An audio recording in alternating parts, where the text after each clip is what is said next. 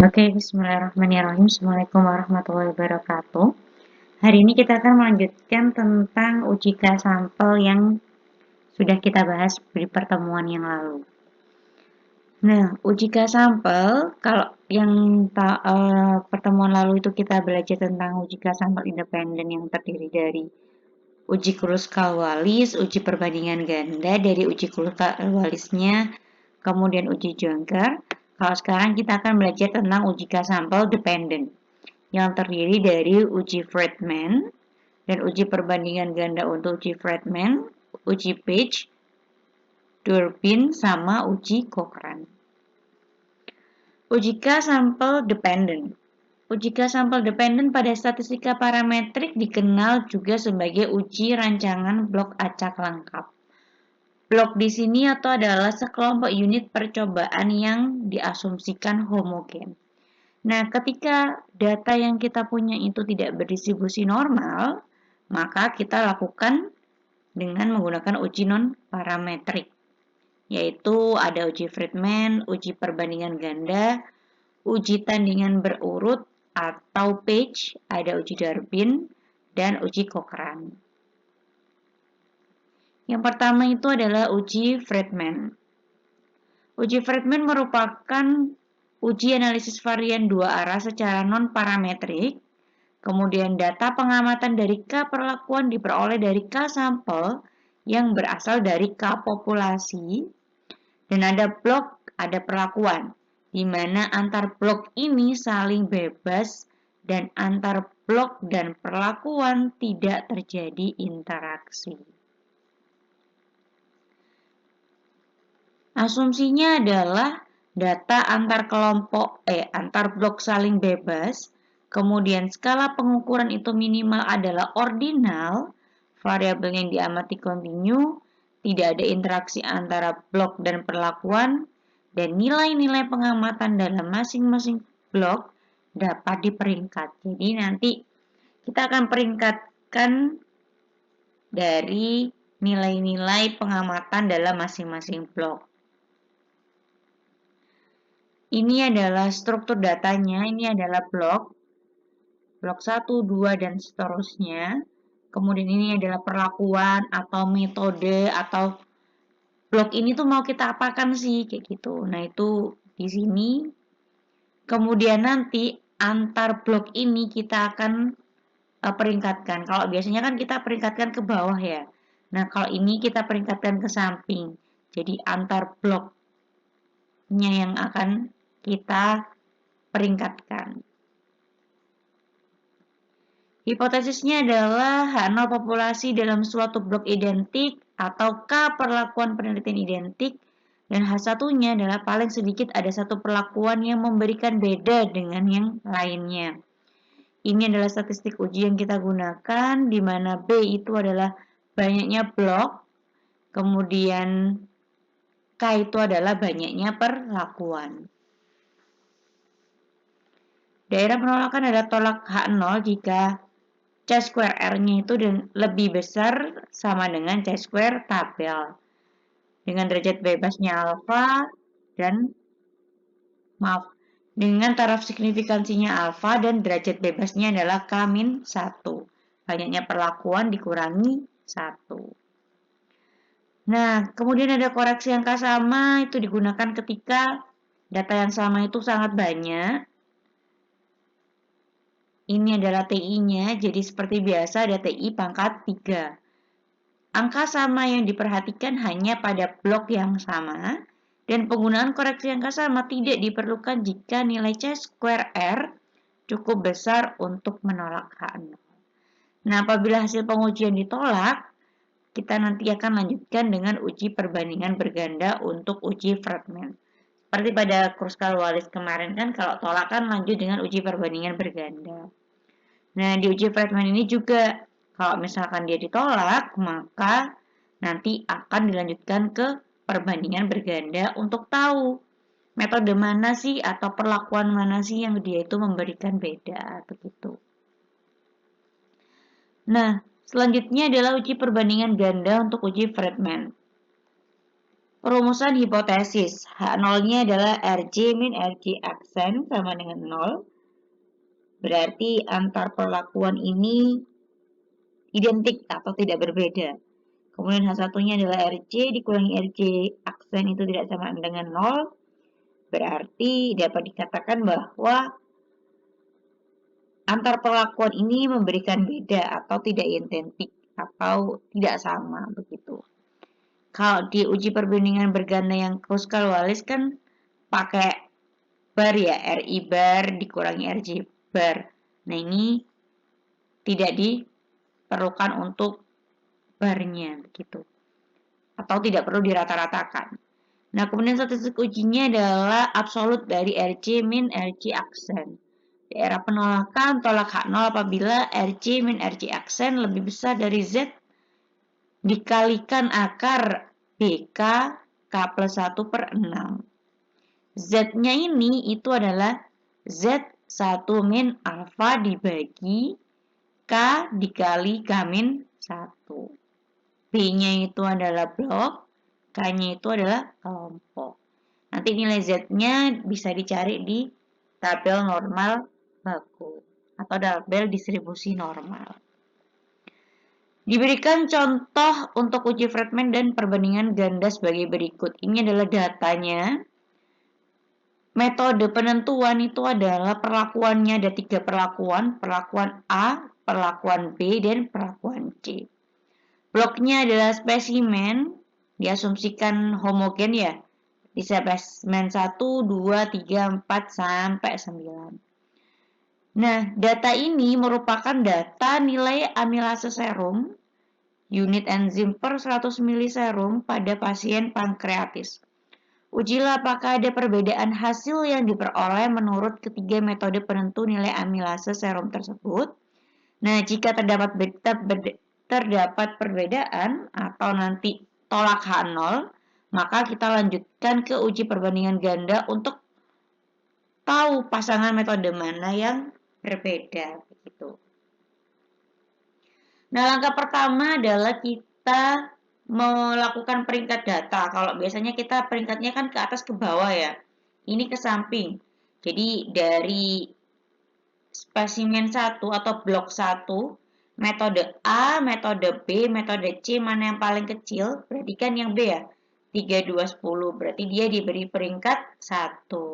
Kemudian selanjutnya adalah ketika metode A 4000 berarti metode A-nya diberi peringkat 2. Terus yang paling tinggi adalah metode C berarti dia diberi peringkat 3. Begitu seterusnya. Kalau ada angka sama misalkan seperti ini 224 dan 224. Urutan pertamanya ini 1 berarti ini kan kedua sama ketiga. Berarti 2 ditambah 3 dibagi 2. Berarti kan 2,5 sama 2,5 seperti biasa. Lalu tiap perlakuan ini rankingnya dijumlahkan, berarti yang A ketemunya 19,5, ranking B ketemunya 9, dan ranking C ketemunya adalah 25,5. Selanjutnya untuk uji fragmennya, hipotesisnya adalah populasi dalam suatu kelompok identik atau ketiga metode penentu amilase serum identik. Ini nanti bisa diganti dengan case-nya ya untuk hipotesisnya.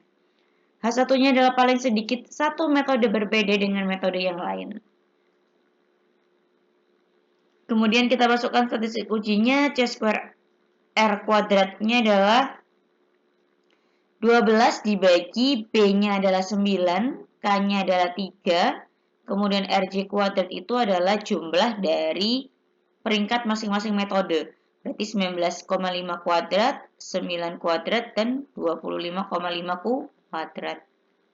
Tinggal dimasukkan saja ini 3, B-nya 9, K-nya 3. Tinggal dihitung masuk menjadi 15,5. Selanjutnya kita cari tahu nilai C-square-nya.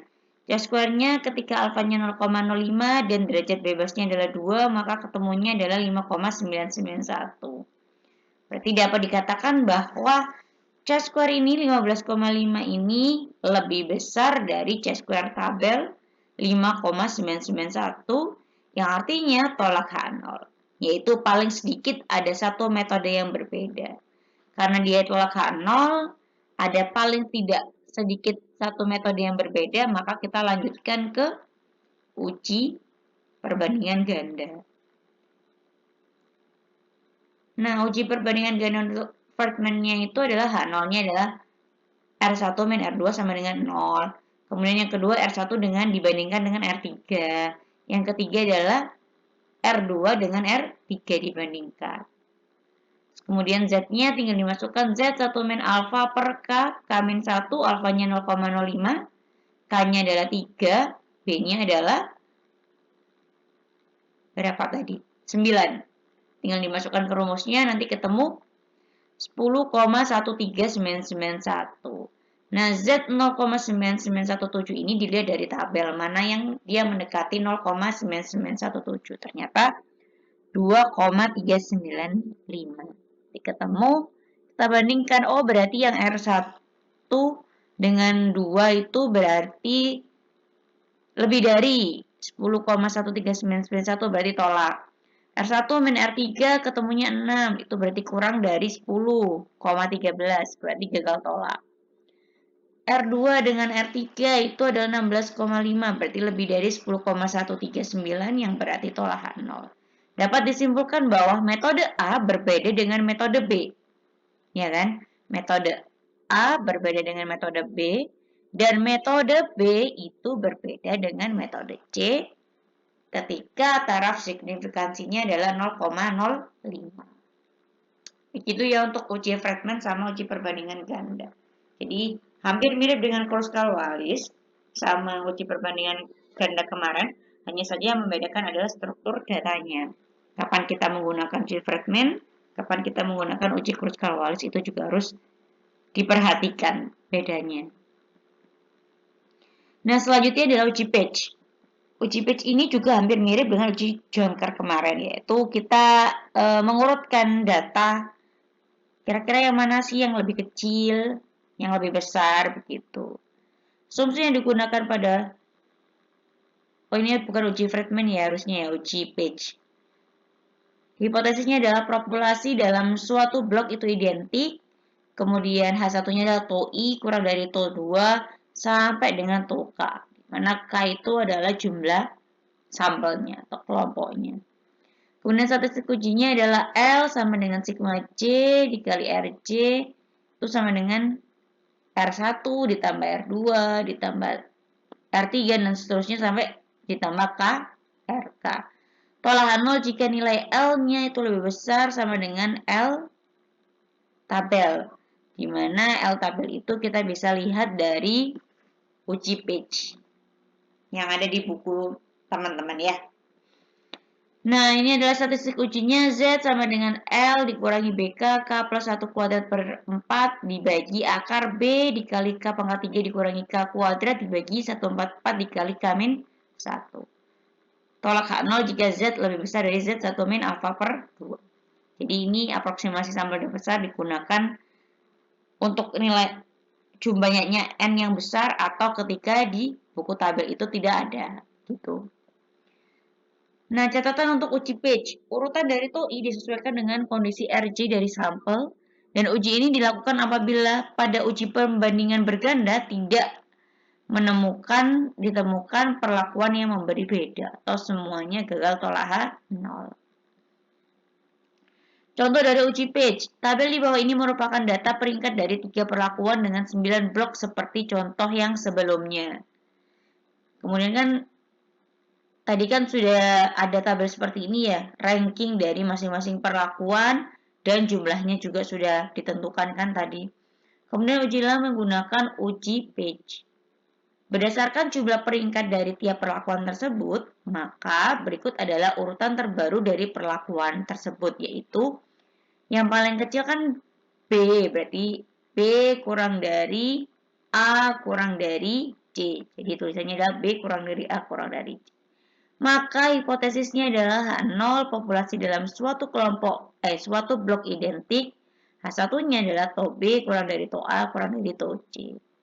Kemudian statistik ujinya adalah sigma J dikali RJ. Berarti kan ada 3 ya. Berarti 1 dikali R1 ditambah 2 dikali R2 ditambah 3 dikali R3. karena K-nya adalah 3. Berarti tinggal dimasukkan 1 kali 9 ditambah 2 kali 19,5 ditambah 3 kali 25,5 ketemunya adalah 123,5. Nah, setelah itu kita akan bandingkan dengan L tabel atau tabel uji page. Daerah penolakannya adalah tolak H0 jika L lebih besar sama dengan L, K-nya adalah 3, B-nya adalah 9, dan alfanya adalah 0,05. Berarti di sini kita cari. B-nya 9, alfanya 0,05. K-nya adalah 3, ini yang atas sendiri.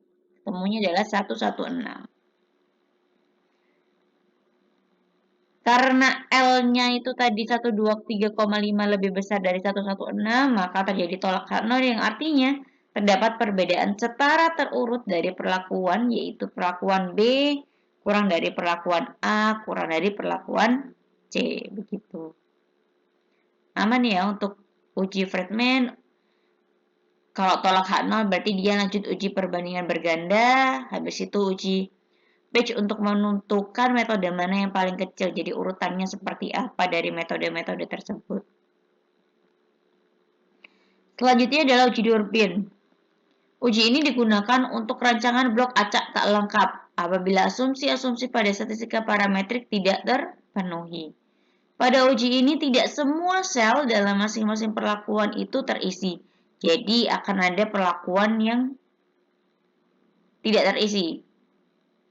Banyak subjek dalam blok harus sama, dan banyak pemunculan pada tiap perlakuan juga harus sama.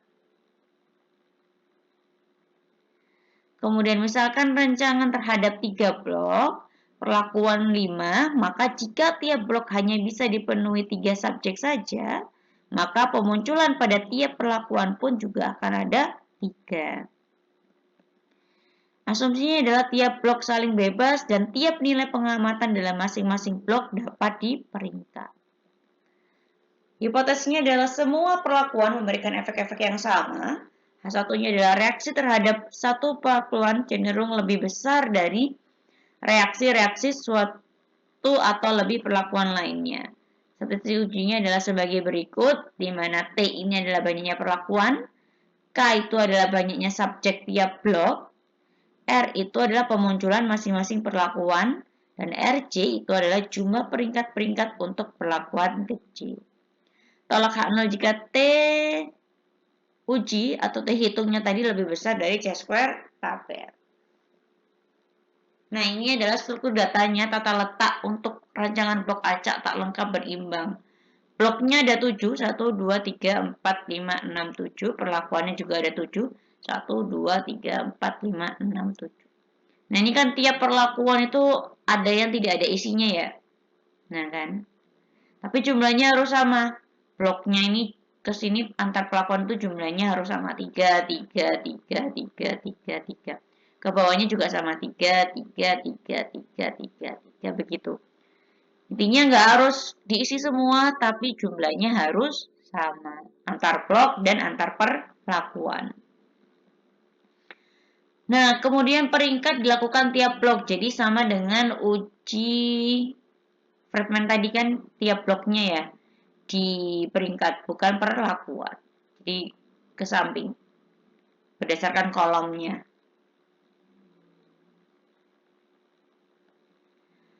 Nah, contohnya adalah Moore dan Bliss membandingkan efek-efek peracunan dari 7 bahan kimia yang diterapkan terhadap Aphis rumicis atau tungau hitam pada tanaman nasturtium yang dilakukan selama 7 hari. Ujilah apakah ketujuh insektisida tersebut memiliki kemampuan yang berbeda-beda. Perhatikan nanti di ranking ya. Yang paling kecil itu ini 1, 2, 3. Kemudian yang bawah 1, 2, 3 dan seterusnya. Hipotesisnya adalah semua bahan kimia mempunyai efek-efek yang sama. Satunya adalah minimal ada satu bahan kimia yang memberikan hasil lebih efektif dari pada bahan kimia lainnya. Taraf signifikansinya adalah alfa 0,05. Statistik uji. Ubah nilai pengamatan yang asli menjadi peringkat. Di peringkat menurut besarnya pada masing-masing blok. Jadi di peringkat tadi kan setiap bloknya kan 1, 2, 3 yang tadi saya jelaskan. 1, 2, 3 begitu. Nah, kemudian diketahui ada 7 perlakuan. Berarti T-nya 7. 1, 2, 3, 4, 5, 6, 7. K-nya itu adalah nilai pengamatan per blok. Nah, ini kan nilai pengamatannya kan 1, 2, 3. Ini juga ada 3 semuanya kan per bloknya. Jadi harus sama semuanya. Ada 3. Kemudian R-nya itu adalah nilai pemunculan per perlakuan. Itu juga ada 3. Per perlakuan kan munculnya ada 3 kan. Ini 1, 2, 3. 1, 2, 3 ke bawah. 1, 2, 3. Udah tinggal dimasukkan di rumusnya tadi, statistik uji. 12 dikali T min 1. Kemudian K kali T. Ini K, ini K. Terus kemudian, mana tadi ya? Nah ini kan 3R. Kemudian RC kuadratnya itu adalah jumlah yang bawah ini. Ini kuadrat ditambah ini kuadrat tambah ini kuadrat. Berarti 5 kuadrat tambah 5 kuadrat tambah 9 kuadrat tambah 5 kuadrat tambah 5 kuadrat tambah 8 kuadrat ditambah 5 kuadrat. Kemudian nanti ketemu P hitungnya adalah 7,71. Daerah penolakan.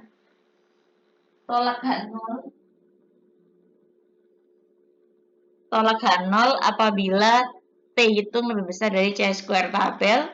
T hitungnya ketemu 7,71. C square tabelnya derajat bebasnya T min 1 kan berarti 7 min 1 berarti 6.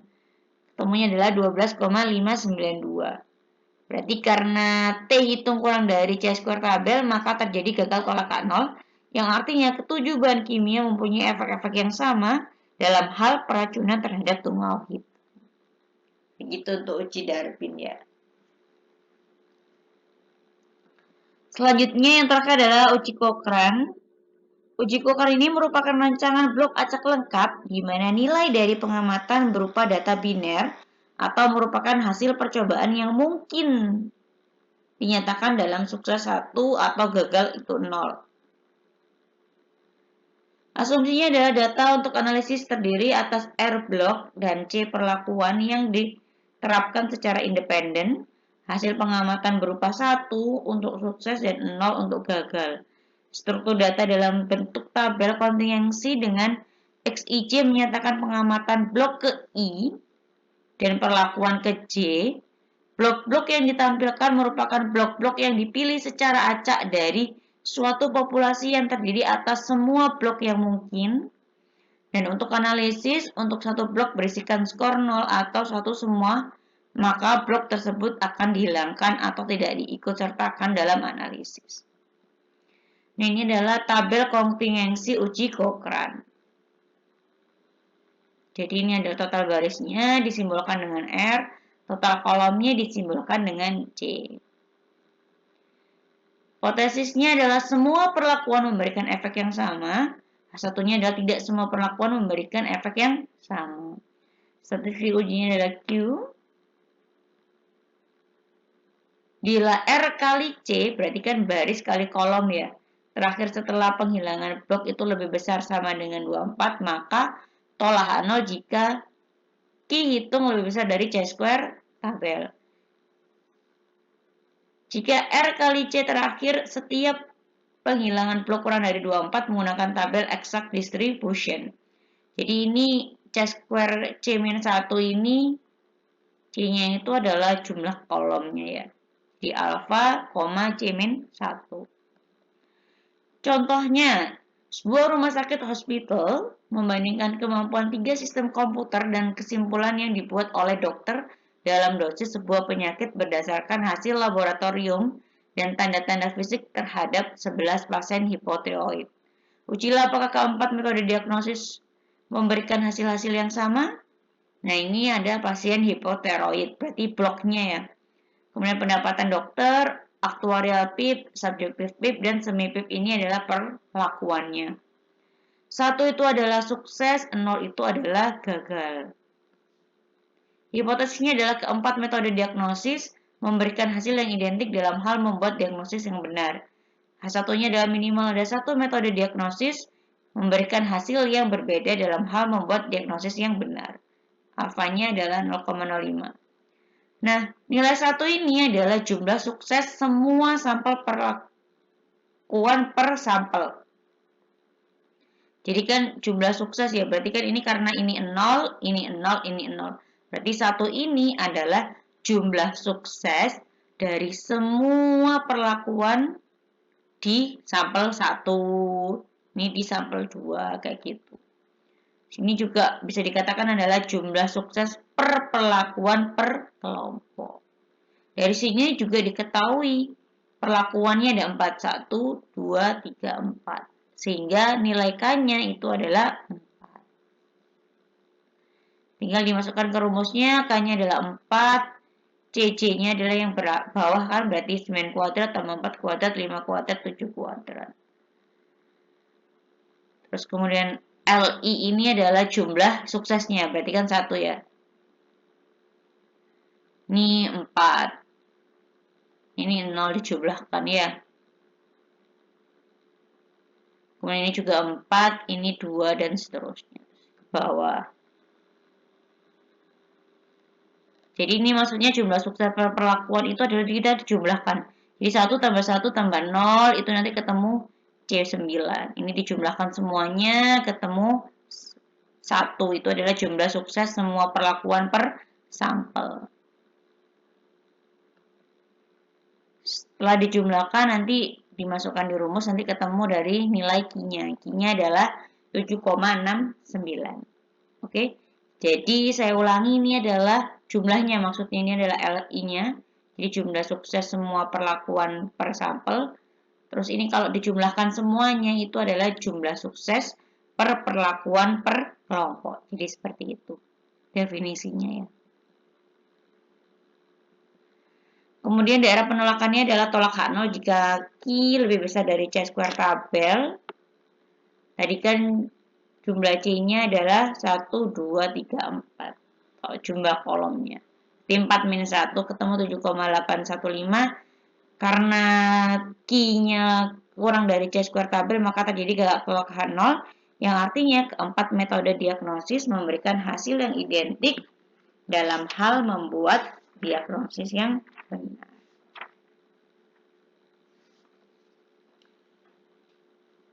Oke, untuk tugasnya silakan dirangkum untuk materi di video hari ini.